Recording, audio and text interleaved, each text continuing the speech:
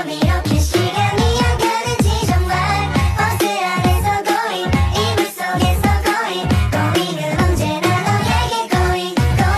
Assalamualaikum warahmatullahi wabarakatuh. Jadi saya akan menjelaskan di video ini tentang pendidikan bagi anak hiperaktif.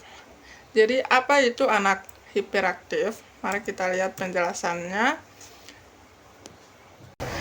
Jadi hiperaktif nama lain dari Attention Deficit Hyperactivity Disorders ADHD atau hiperaktif merupakan perilaku yang berkembang dan timbul pada anak-anak. Perilaku yang dimaksud adalah rendahnya perhatian dan pengontrolan diri.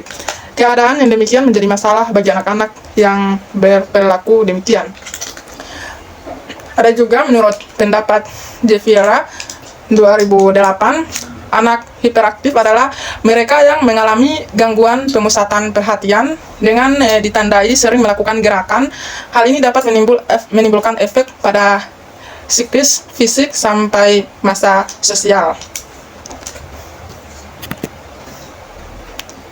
Selanjutnya, mendidik anak hiperaktif di sekolah. Berikut ada beberapa yang akan saya sebutkan. Ada strateginya yang bisa diterapkan. Yang pertama, pemahaman dan edukasi guru. Jadi guru itu harus mampu memahami kondisi anak hiperaktif tersebut dengan berbagai cara untuk bisa menghadapinya. Terus yang kedua, modifikasi lingkungan belajar, yang dimana guru harus membuat lingkungan kelas yang minim distraksi. Sediakan area khusus di mana anak bisa bergerak tanpa mengganggu orang lain. Yang ketiga, rutin yang terstruktur. Yang ketiga, rutin yang terstruktur. Jadi buat jadwal belajar yang belajar harian yang konsisten, terus berikan instruksi-instruksi yang sederhana dan terperinci untuk anak mudah memahami. Terus selanjutnya itu teknik pembelajaran aktif.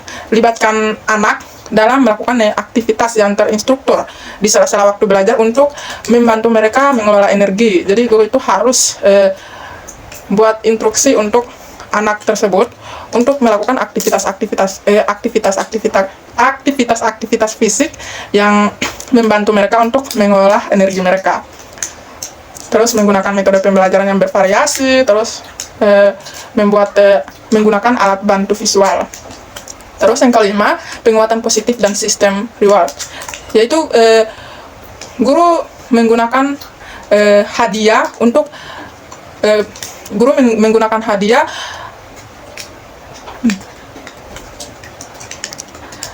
Jadi gunakan sistem token atau bintang yang dapat ditukar dengan hadiah ketika anak menunjukkan perilaku yang diinginkan. Jadi ketika anak itu sudah mampu melakukan apa yang kita instruksikan, kita harus memberikan hadiah yang berupa apresiasi untuk anak agar dia lebih aktif lagi ke depannya. Terus yang keenam, kolaborasi dengan orang tua. Jadi jalani komunikasi dengan orang tua juga penting untuk kebutuhan anak. Bekerja sama dengan orang tua itu penting untuk kepentingan anak. Terus pendekatan individual. Jadi guru membuat rencana pendidikan individual IEP yang disesuaikan dengan kebutuhan spesifik anak. Terus konsultasi dengan psikolog, konselor sekolah untuk mendapatkan rekomendasi yang lebih spesifik. Terus yang kedelapan, penggunaan teknologi. Jadi gunakan alat atau teknologi yang mampu membantu anak untuk membuat tugas, belajar, dan sebagainya. Kemudian selanjutnya, masalah yang dihadapi oleh anak hiperaktif. Jadi seringkali anak-anak hiperaktif ini berhadapan dengan hal-hal seperti ini, kesulitan fokus dan konsentrasi. Jadi mereka itu akan kesulitan untuk menjaga perhatian mereka untuk fokus pada suatu tugas yang diberikan oleh guru. Yang kedua, impulsivitas. Jadi anak-anak hiperaktif ini cenderung bertindak tanpa berpikir. Jadi mereka itu lebih dahulu bertindak tanpa berpikir. Selanjutnya itu hiperaktivitas. Jadi anak hiperaktif ini dia sangat aktif. Dia membuang energinya itu berlebihan. Jadi sulit untuk duduk diam dalam jangka waktu yang lama. Jadi lebih aktif gitu. Terus yang keempat, masalah akademik. Jadi karena kesulitan yang tadi, kesulitan konsentrasi, fokus, jadi mengalami kesulitan dalam akademik. Mungkin nilai-nilainya dan lain sebagainya, mengalami kesulitan mungkin dalam membaca, dia tidak bisa, kurang bisa untuk membaca, terus menulis juga tidak bisa, matematika juga tidak bisa begitu. Terus prestasinya berkurang. Terus yang kelima, masalah sosial. Jadi anak-anak hiperaktif ini mungkin mengalami kesulitan dan dalam berinteraksi, mengalami kesulitan dalam berinteraksi dengan teman sebaya. Jadi mereka itu agak sensitif dan agresif, yang tadi dimana mereka tuh berlebihan energinya, jadi susah untuk membangun hubungan sosial dengan sesama teman-temannya.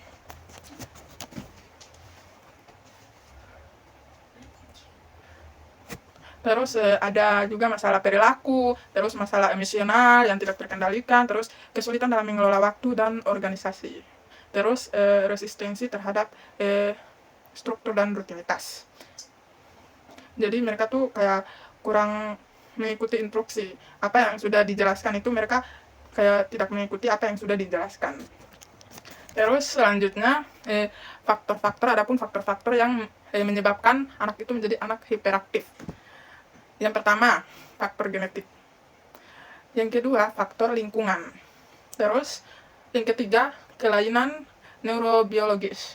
Terus yang keempat, prematoritas, bayi prematur. Terus atau rendah berat badan yang rendah saat lahir.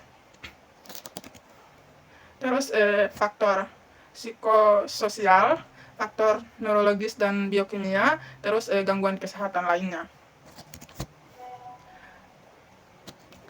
Nah, adapun solusi yang harus solusinya ketika ada masalah pasti ada solusinya. Jadi adapun solusi-solusi untuk para guru untuk menghadapi anak hiperaktif ini.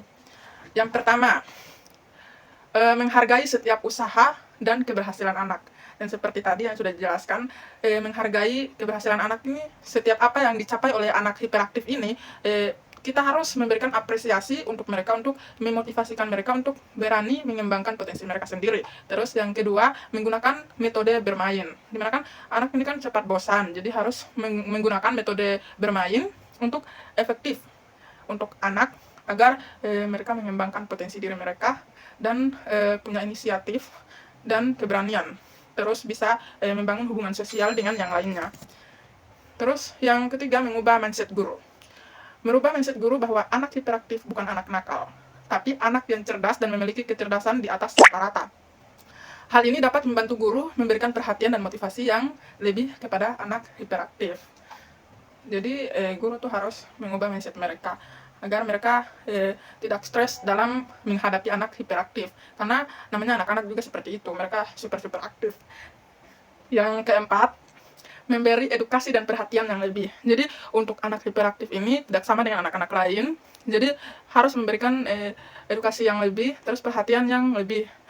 Dan untuk itu yang dapat membantu itu mungkin guru banyak lebih menyebut namanya, atau kasih duduk anaknya yang hiperaktif itu di depan bangku guru gitu, supaya lebih cepat untuk menjangkau anak tersebut.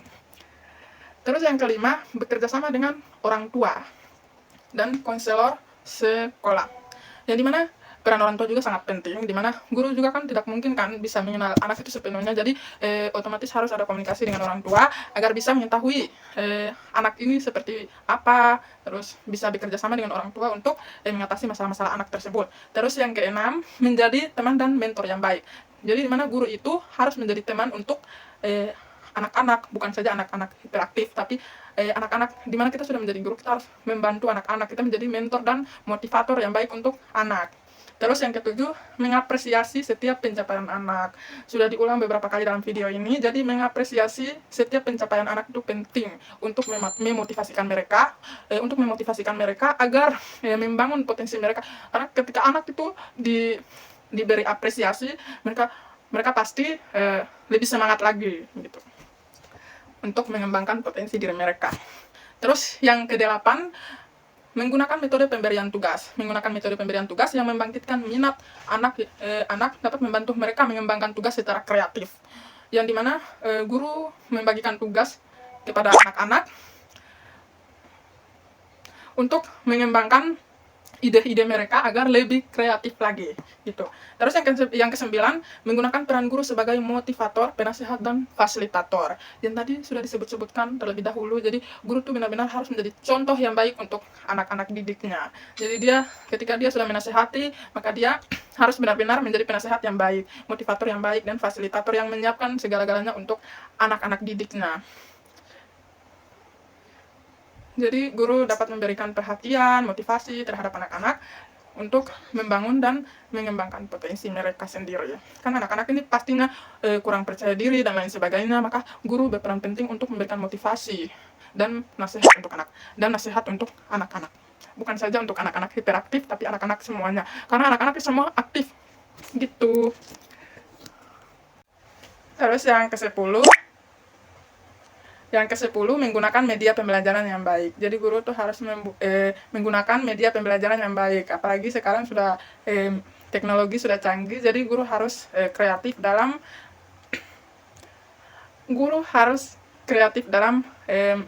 mengembangkan potensi anak-anak.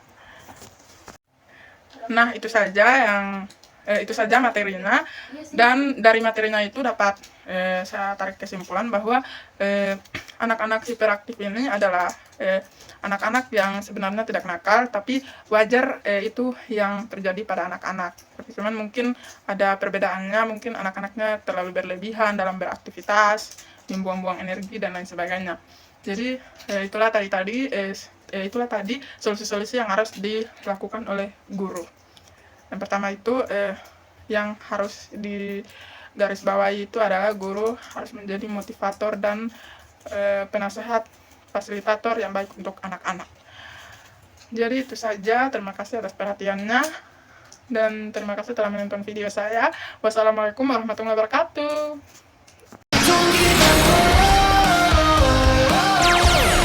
Don't give